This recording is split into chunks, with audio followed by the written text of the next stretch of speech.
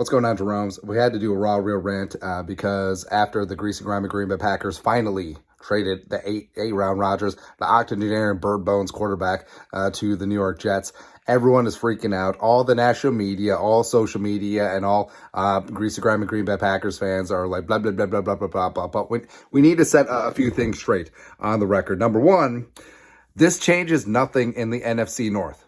It doesn't. So Monday morning, Kirk Cousins was the best quarterback in the division. Monday afternoon, after the Rodgers trade, Kirk Cousins was still the best quarterback in the division. Like, did people watch any Aaron Rodgers games last year?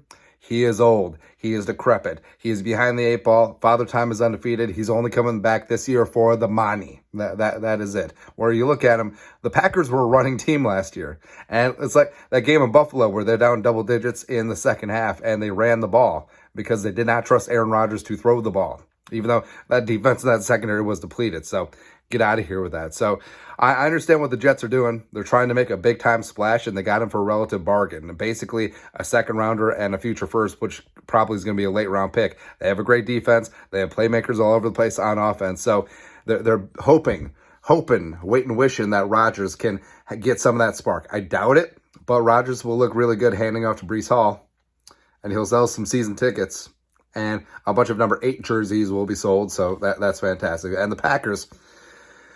So the Packers fans are celebrating this like it's an absolute win. Well, we got that first-round pick swap. Congratulations, going from 15 to 13. Oh, but we leapfrogged the Patriots, so we'll take Jackson Smith and Jigba. Likely. Sure, whatever. Oh, about time the Packers spent a first-round pick on a pass catcher.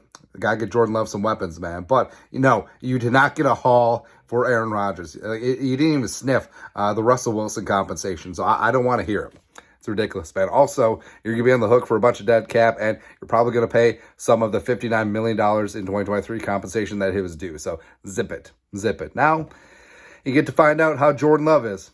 He's a first-round pick for a reason. He's got a big-time arm, but can he be that guy? But, hey, luckily for Packers fans, he'll actually run the offense that LaFleur wants to run. Now, get to find out what kind of coach LaFleur actually is, because Rodgers was dead and decrepit last year, or the previous 2-3 years, whatever. The alleged back-to-back NFL MVP, whatever. But now, to see what the 12-year-old boy can do. I don't think it's much. I think that the Vikings are still going to be favorites in the division. Yes, the Lions are fired up, ready to go, and they're champing at the bit, but I don't know what it is. Yes, the Lions got hot in the second half last year, but remember, this team started out 1-7, right? And sure, the defense will get better, but do you still trust Jared Goff? Is that the plan? James Williams should be and the Bears are probably a couple of years away, but Justin Fields will still be dangerous on the ground. So I don't think it changed one thing at all about this division. I think the Packers will still be battling with the Bears for last spot in the division. I think the Vikings and Lions will be duking out for the top, and that's it.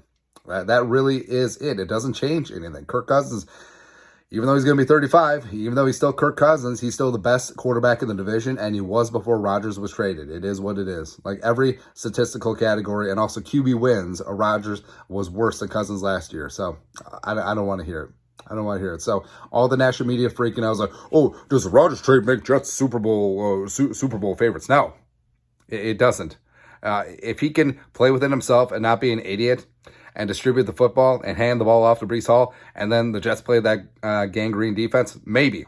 Sure. But outside of that, he's not going to be a guy who wins the games. He's not that dude anymore. Frankly, he never was. Got him. And for the Packers, whatever. You got a couple of draft picks. You did not get a haul. You did not get a blockbuster trade. So I'm sure Gutekunst will screw it up anyways. And now you'll see if Jordan Love is going to be that guy or if he's just going to be another dude. And then he starts the quarterback carousel. That's right.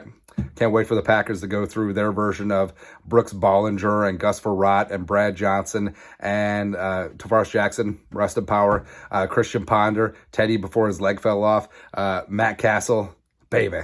It's a wild world, right? But, yeah, the Packers trading Rodgers to the Jets changes nothing.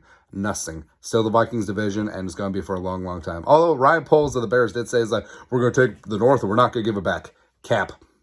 Major cap. Anyways, that's it. Raw, real rant on the Rodgers trade. Skol, no production value.